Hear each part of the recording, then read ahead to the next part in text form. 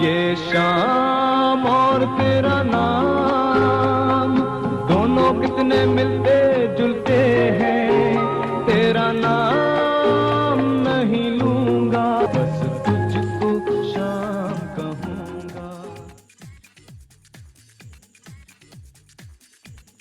अब तू इतने साल जिंदा रह गया है तो 100 साल का तो तू हो गया, जब तू 100 साल का हो गया तो अब तुझे मरने का कोई हक नहीं है। अच्छा 200 साल के बाद हाँ, शुक्र अल्लाह का, मैं सदके तेरे जाऊं, मेरा दम निकल गया था। बंगाली में तो मुझे आदत पड़ गई तेरी, मैं क्या बताऊं तुझे।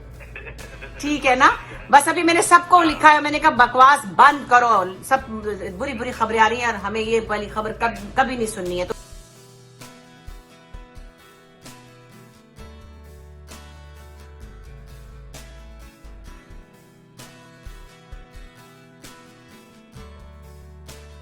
दोस्तों दूसरे चैनल की तरह मैं शुरू में नहीं कहता कि मेरे चैनल को सब्सक्राइब कर दीजिए, लेकिन अभी आपने वीडियो मुकम्मल तौर पर देख ली है। अगर पसंद आई हो तो मेरे चैनल को आप प्लीज़ सब्सक्राइब कर दें। आप तमाम दोस्तों का बहुत बहुत शुक्रिया।